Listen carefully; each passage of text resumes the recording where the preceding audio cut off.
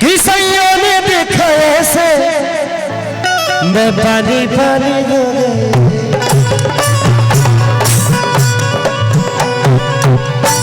अक्षरा जी एक ऐसी आर्टिस्ट है कि मेरी गुरु भी है। मेरे से पहले इन्होंने सिनेमा में आया, मेरे से उम्र में भी बड़ी है, सिनेमा में भी बड़ी है, अनुभव में भी बड़ी है। उम्र में बड़ा नहीं की, उम्र में बड़े नहीं है, ज्यादा तेज मत बनिए आप।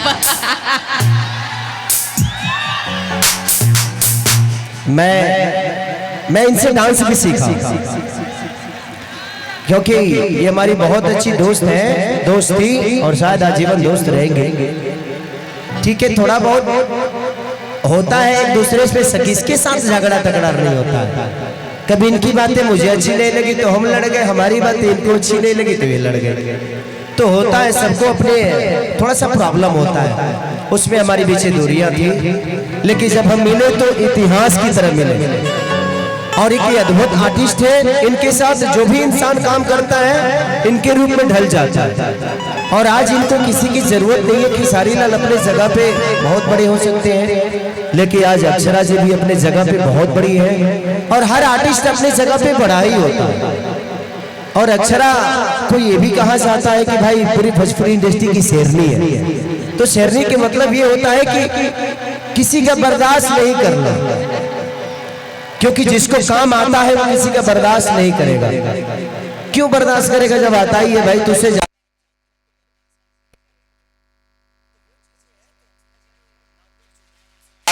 चाहिए। और एक औरत का सम्मान है, और आज के डेट में पूरे बिहार, यूपी, झारखंड के लड़कियों की एक्सप्रेशन है ये। लड़कियां इनको अपनी आइकॉन मानती है। हीरोइनों तो बहुत है, लेकिन पहली ऐसी हीरोइन इस बिहार और झारखंड, यूपी की है जिनको लड़कियां अपनी आइकॉन मानती हैं, जिनकी तरह बनने की कोशिश करती हैं। तो मेरी शुभकामना है अक्षरा जी आपके लिए कि ऐसे ही आप पूरी दुनिया का, अभी तो सिर्फ 3 राज्य की बनी है आइकॉन, मैं चाहता हूं कि पूरे 140 करोड़ जनता के आइकॉन बने आप। मेरी शुभकामना है। Thank you so much. I love you. I love you two.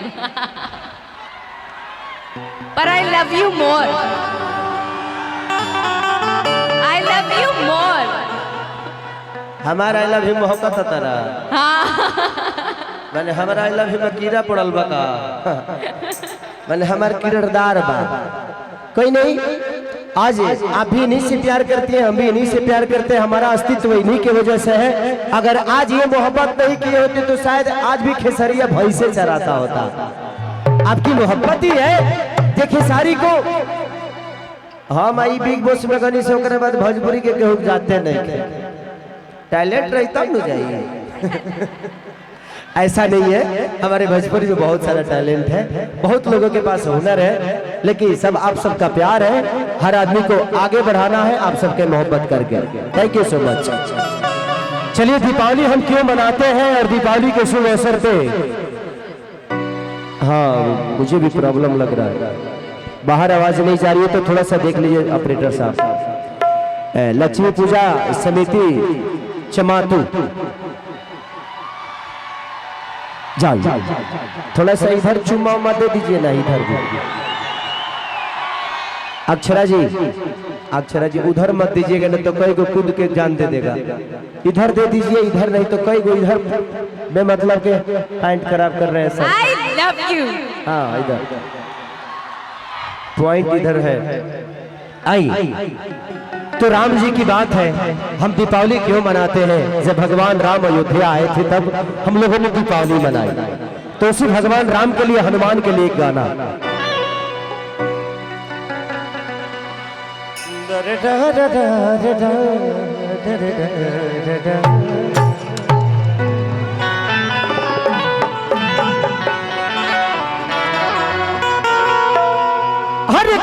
हर की पाता लगवला तूता। एक बढ़ाइए, एक बढ़ा दीजिए।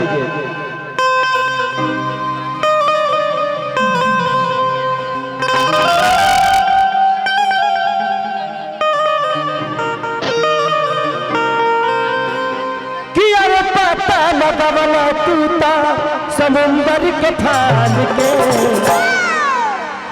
प्रेम से बोली राधा रामचंद्र की पता लगवला तूता समुंदर के फान के। खुश भइल नाम की तक हम मान के।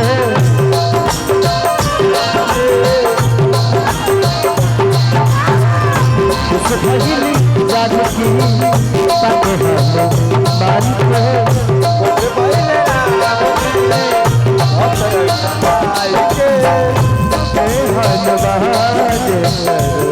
कन्हैया मंगल मूरति राम दुलार। हे बजरंग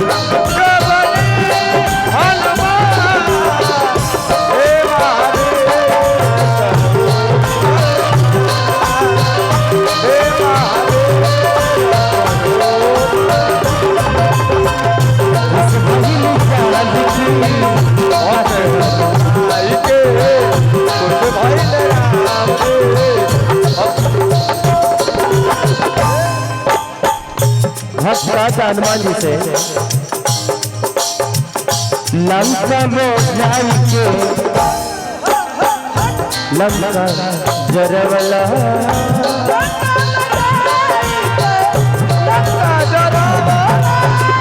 सीता माता के पता लगवला।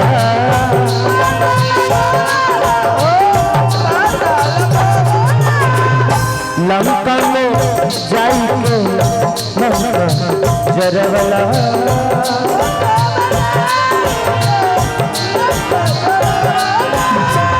सीता माता के पता लगवला।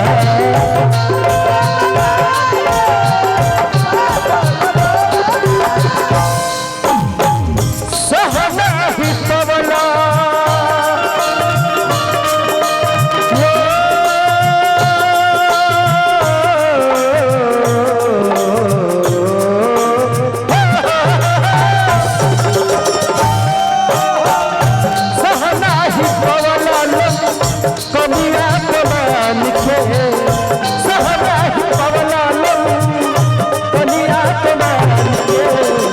खुश भइल जानकी पाके हनुमान के।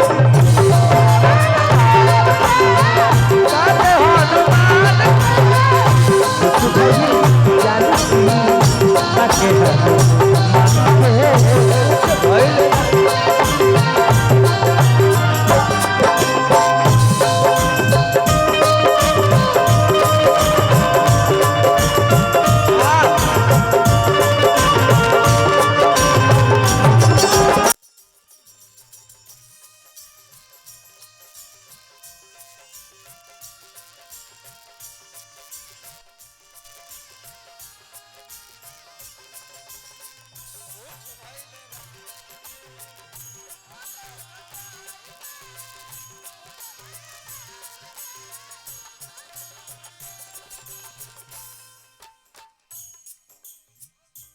मैंने बहुत झारखंड में शो किया है, लेकिन इतनी भीड़ मैंने अपने लाइफ में झारखंड में कभी नहीं देखी।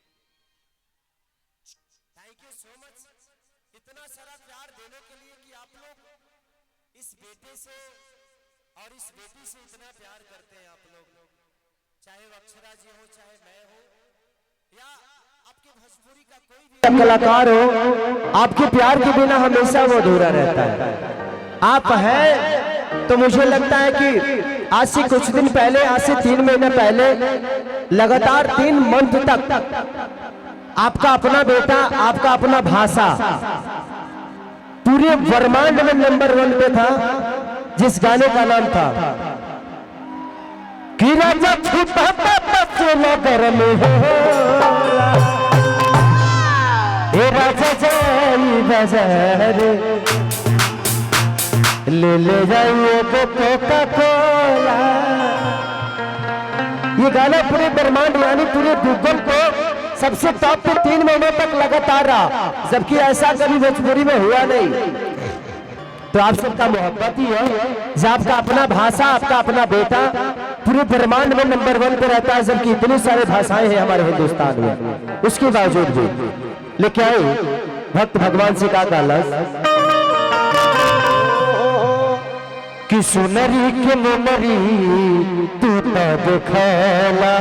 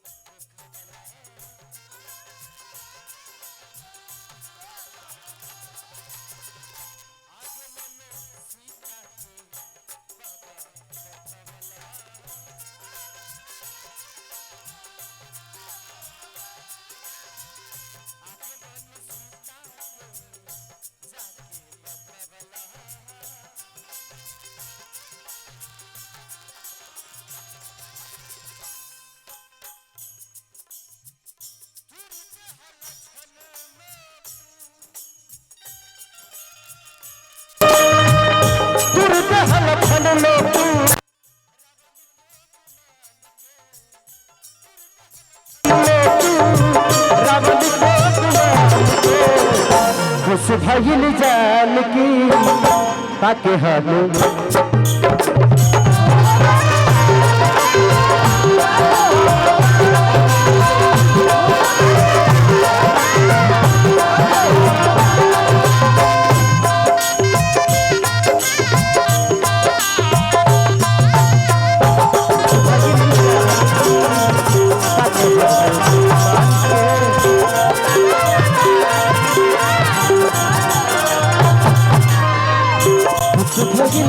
जानकी आके हलो मान के भइल जानकी आके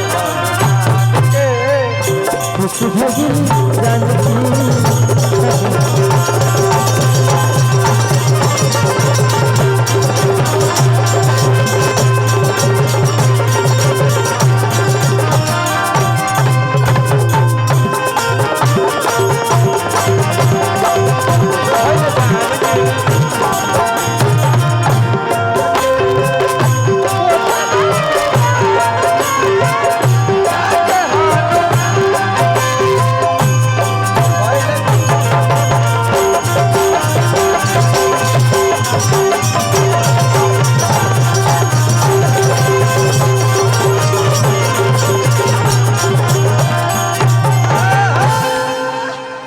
thank you thank you thank you thank you thank you thank you भाई मेरे थैंक यू सो मच थैंक यू शंकर भैया इसका वोकल उठाइए। थोड़ा सा वोकल का प्रॉब्लम हो रहा है कि कंट्रोल नहीं हो रहा है, आवाज बहुत शब्द साफ नहीं आ रही है, तो उसका थोड़ा सा कंट्रोल कर लीजिए। रवि भैया आपका साउंड का इतना बड़ा नाम है और आप ऐसे करेंगे तो अच्छा नहीं लगेगा।